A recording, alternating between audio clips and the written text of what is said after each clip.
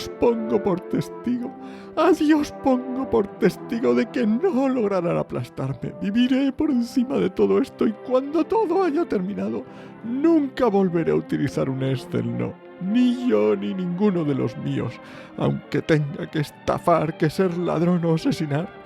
A Dios pongo por testigo de que jamás volveré a utilizar un Excel.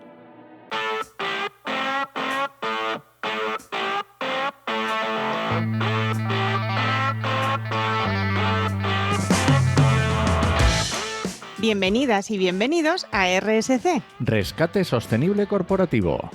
tu podcast salvavidas para sobrevivir en la selva de la sostenibilidad sin morir en el intento.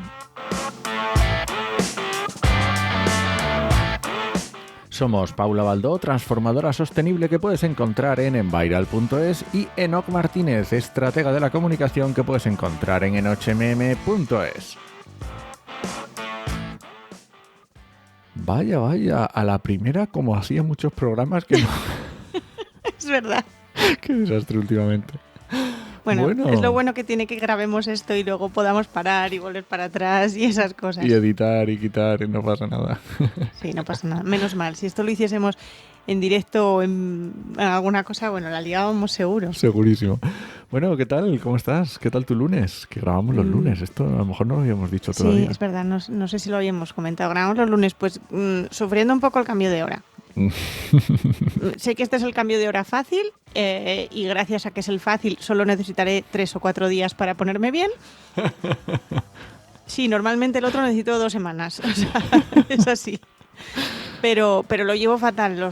Yo soy muy de funcionar con la luz y entonces me tuerce todo.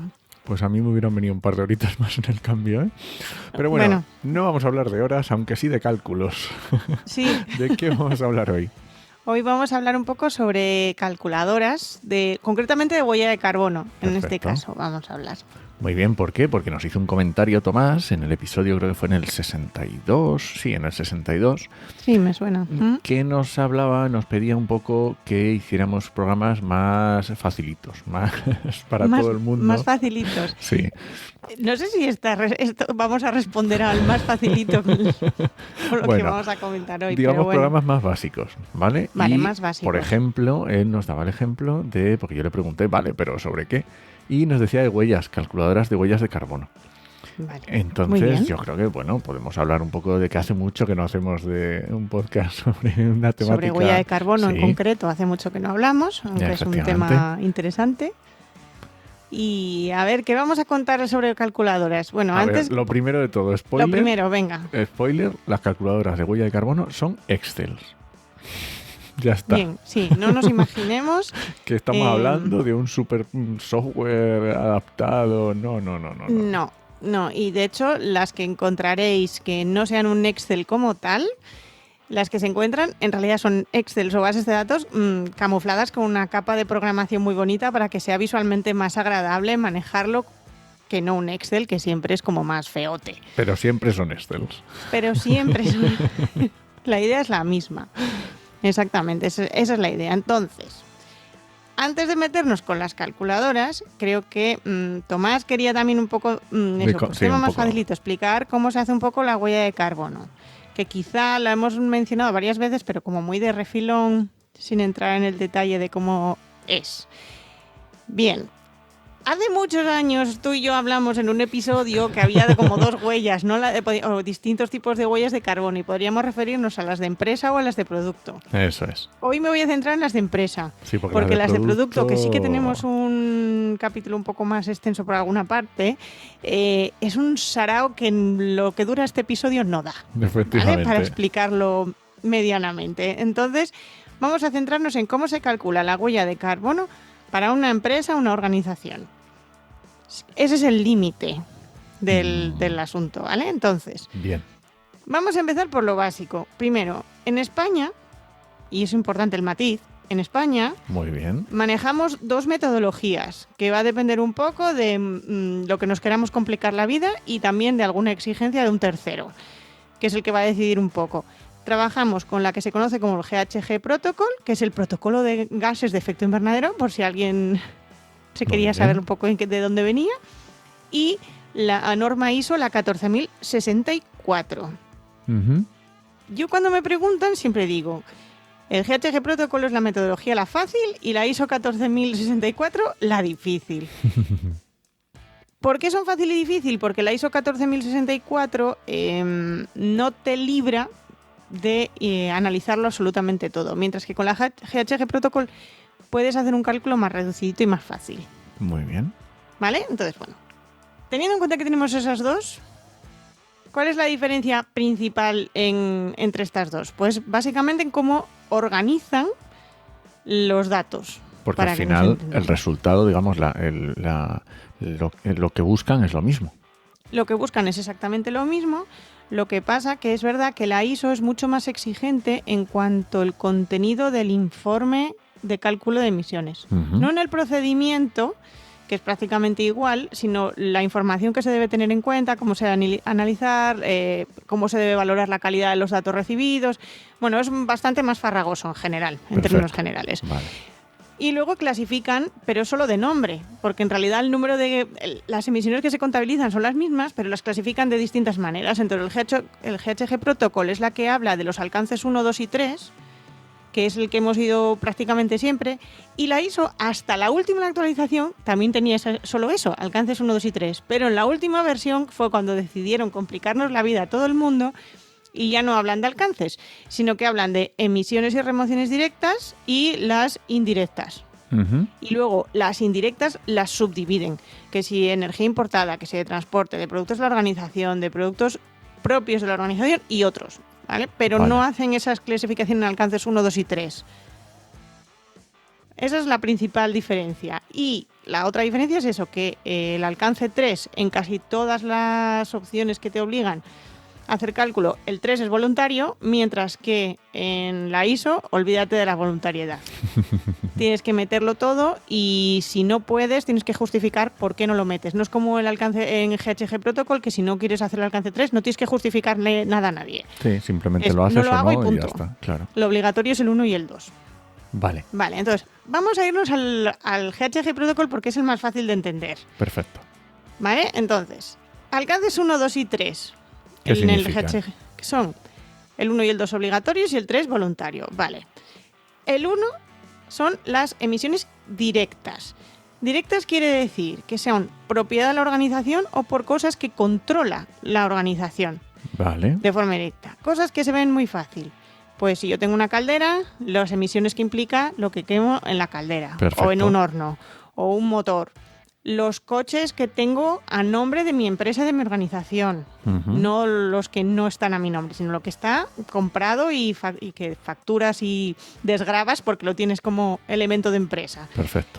Esas son las que hay que considerar como directas. Y luego también las emisiones de gases fluorados vale. que se derivan de algunos procesos, porque hay procedimientos y procesos industriales que derivan en que se emiten gases fluorados y luego hay una cosa que es muy habitual y no se tiene en cuenta, que es que en las empresas en las que hay instalaciones de aires acondicionados y equipos de refrigeración, los equipos de refrigeración se pierden.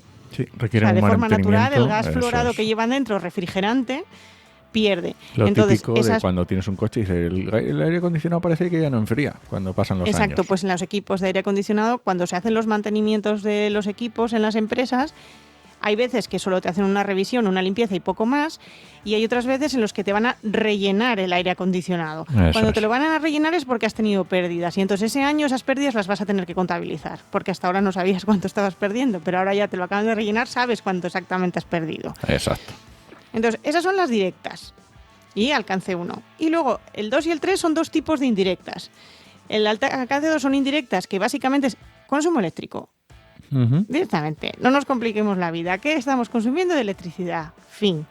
Claro, porque Y el al final alcance esas sí. emisiones que se producen al producir la electricidad no son de tu empresa, por eso dicen indirectas, aunque tú estés consumiendo esa electricidad. Como eres tú el responsable de consumir, se te achaca a ti la emisión derivada de que en la central térmica de 20, 30, 40, 50 kilómetros más allá es donde están produciéndola, ¿no?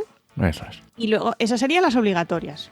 Y las voluntarias, que son las de alcance 3, son también indirectas y son el otros. el saco de otros. Básicamente son emisiones que son asociadas o derivadas de la propia actividad, pero que no tenemos control directo o no son cosas de nuestra propiedad. Pues, por ejemplo, vehículos que tengamos en renting. Antes teníamos los vehículos en propiedad, pero si el vehículo lo tenemos en renting, podría estar en alcance 3. O viajes que hacen los trabajadores fuera por trabajo. Los trayectos que hacen desde casa al trabajo, ida y vuelta. Incluso podemos meternos en cosas tan enormes y tan interesantes como la extracción de materias primas que necesitamos en nuestras instalaciones, que ni las hacemos nosotros, las hacen a lo mejor en la cadena de proveedores 5 proveedores más allá, pues también, ¿no? Los podríamos incluir. Eso es lo que tendríamos que hacer un inventario. Si somos formales y hablamos con propiedad, deberíamos hacer un inventario de todo lo que hay de cada una de estas cosas, clasificarlos y ordenarlos por qué pertenece al alcance 1, cuál a 2, cuál a 3 si queremos meter 3. Y cuando tengamos la lista de todo, tenemos que multiplicar y sumar. Por eso son Excel. Por eso son Excel. Bien, ¿qué se multiplica y qué se suma? Cada uno de esos datos que hemos recopilado, pues por ejemplo, la gasolina de los coches que tenemos en la empresa, que sería, como decía, alcance 1. Esas tenemos que ver si es diésel o gasolina, el vehículo, la cantidad de litros que hemos consumido, o a veces se puede hacer incluso en algunos vehículos, lo puedes hacer por kilometraje, depende del modelo y depende de dónde busques la información, y multiplicar esa información o ese dato por lo que se llama factores de emisión. Porque alguien ya se ha pegado el currazo de coger y decir por cada litro de gasolina, de diésel, de no sé qué, cuánto CO2 se emite. Exacto. Y aquí es donde está la chicha del asunto. O sea, la dificultad de un cálculo de huella de carbono radica directamente en la facilidad o dificultad de encontrar esos factores de emisión. Eso es. Y que esos factores de emisión sean válidos. Vale. ¿Por qué pueden no ser válidos? Porque a lo mejor están diseñados y están calculados para otro país que no es el mío. Por ejemplo, esto es muy interesante con el tema de la electricidad. Por ejemplo, cuando usamos factores de electricidad, factores de emisión para la electricidad, no podemos usar cualquier factor de emisión. Lo ideal lo correcto sería utilizar el factor de emisión correspondiente en nuestro país. O en el país en el que se produce o se consume esa electricidad. Si tenemos una filial en Brasil, pues tendremos que buscar el factor de emisión de la electricidad en Brasil. Entonces, ahí está el asunto. Entonces tenemos que ir cada dato multiplicado por su factor de emisión. Claro, que a lo mejor esta cosa que ahora lo hemos dicho muy rápido, como puede ser, pues eso, las toneladas de CO2 por litro o por 1000 litros de gasolina o de 95 o de 98, pero claro, habrá otras cosas que no serán tan obvias. Hay cosas que son más difíciles. Por ejemplo, en España se suelen meter en muchos cálculos de huella el equivalente en el alcance 3, se suelen meter las emisiones de los residuos. Vale. Que genera tener los residuos pues en vertedero tal, porque evidentemente hay cosas que en vertederos se eliminan gases. Claro. Eso pues también da para otro. Pero bueno, se eliminan gases. ¿Qué pasa? Que casi ninguna comunidad autónoma en España, salvo Cataluña, se ha parado a analizar y a estudiar de verdad cuáles son las emisiones de esos residuos en su localidad o en su región. Porque pueden variar, porque a lo mejor la forma de procesar los residuos no es la misma, porque el ciclo de gestión de residuos es diferente, porque los transportes, las distancias son distintas. Hay muchas cosas que pueden influir. Pero en España se está dando por válido en general los datos de gestión de residuos de Cataluña, que lo hizo en su momento ya hace varios años, calculó el factor de emisión de los residuos y entonces es el que se usa en el 99,999% de las empresas que calculan el impacto en huella de carbono en los residuos que generan. Oye, ¿y estos cálculos de factores de emisión los suelen hacer universidades, los suelen hacer gobiernos, los suelen hacer...? Hay de todo.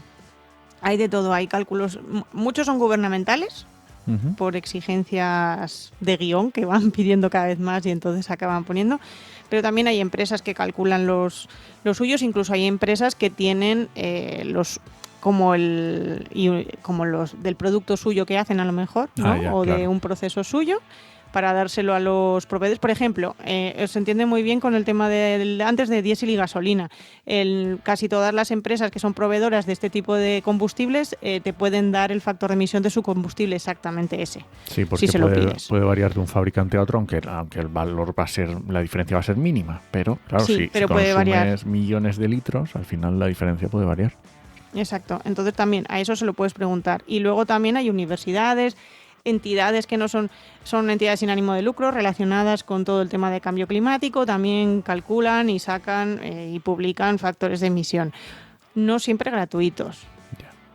Que esa es otra. También hay que tener en cuenta que hay algunos que vamos a encontrar gratis en internet y otros que no. Otros vamos a tener que tener esa información de pago. Que también a mí me parece bastante coherente, porque el trabajazo que lleva a calcular un factor de emisión y que sea válido y coherente es muy, muy alto el trabajo que hay que hacer. Bueno, al final entonces, esto hay que pagarlo. Claro, que depende de alguna manera. Depende del volumen. Si estás hablando de calcularte tu huella para ti personal de tu casa, pues hombre, entiendo que con cualquier tipo de factor te va a variar, va a ser válido porque la variación va a ser mínima. Pero si estamos hablando de una empresa con miles de trabajadores, pues la variación puede ser determinante. Puede ser muy grande. Claro. Sí, entonces aquí pues eso, vamos a encontrar las dos cosas. Y cuando ya hemos hecho esa cosa de multiplicar las unidades de litros de gasolina, kilos de refrigerante que se nos ha perdido, megavatios hora que hemos gastado en electricidad, cuando tenemos todo eso, cada uno multiplicado por su factor de emisión, ahí es ya cuando hacemos la suma. Y con esa suma tendríamos el total de emisiones. Luego oficialmente todos los informes oficiales que tienes que presentar en este sentido, tienes que, además de dar el total, darlo por datos parciales. Los datos de alcance 1, los datos de alcance 2 y los datos de alcance 3 por separado, para identificar un poco también dónde está la chicha.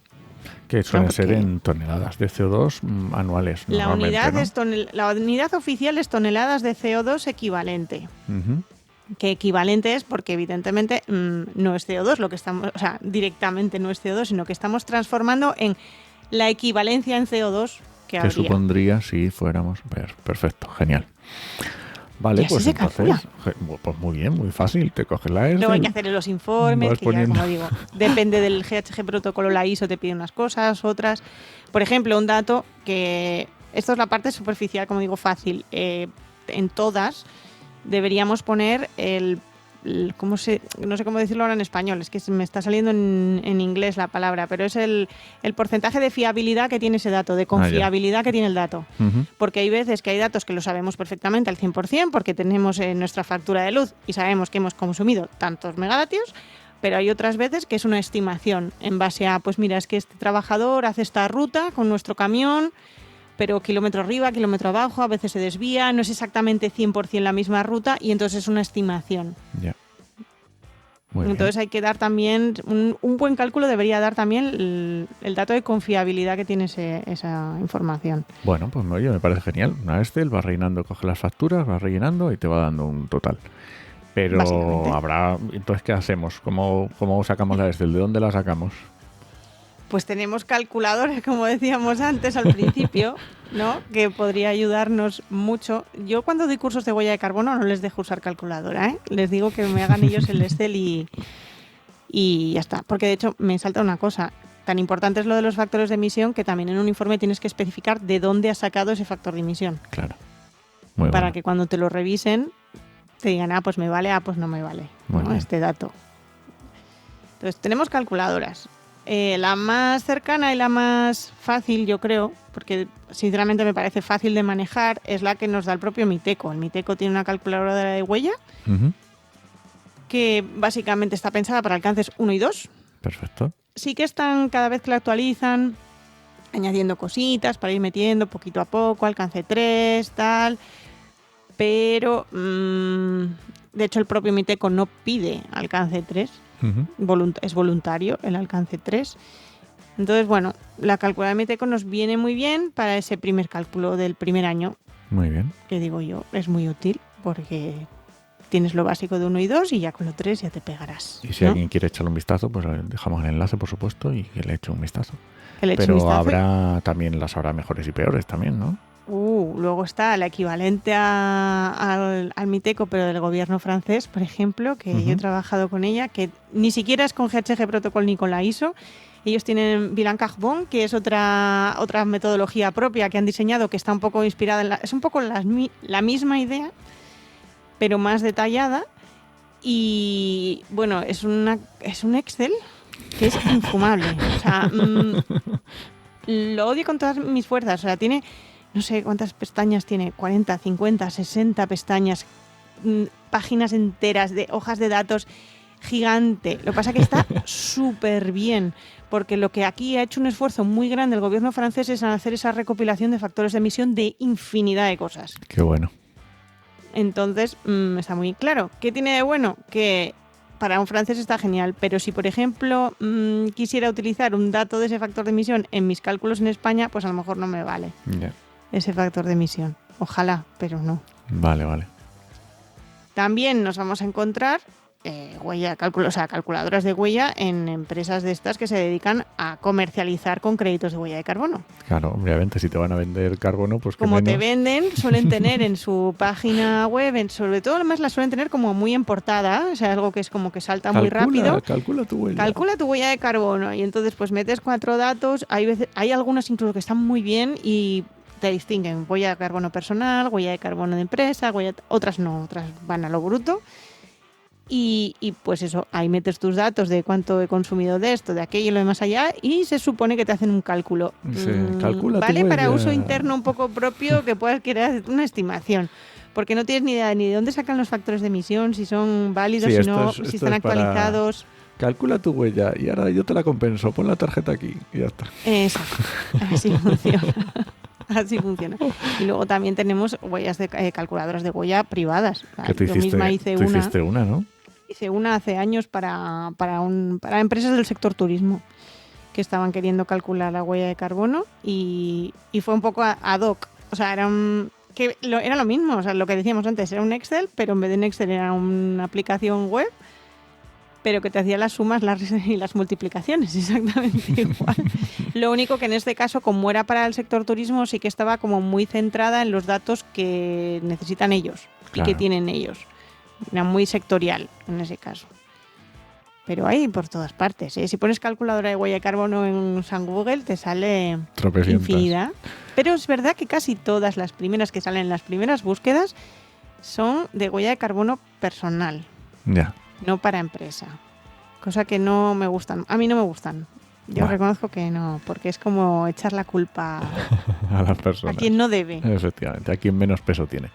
Pero bueno, igualmente dejamos enlaces en las notas de calculadoras, de esta del Ministerio de Consumo también, del IDAE con los coches, por si quieres ver cuánto consume tu coche. Y puede ser el factor de emisión de tu modelo específico. Efectivamente. Y otros programas que hemos hecho que hablando de temas de CO2, de cuánto se paga, estas cosas. El ajuste en frontera, el alcance 3, que tuvimos un programa solo para él. Bueno, unos cuantos programas que hemos hecho ya. Tenemos unos cuantos, sí, para ampliar información. Eso es. ¿Alguna cosilla más? No, yo creo que más o menos ha quedado claro, creo. Muy bien, pues venga, nos vamos. Muchas gracias por escucharnos y puedes dejar comentarios y sugerencias en podcastidae.com o en tu reproductor preferido. Hasta la semana que viene. Nos escuchamos.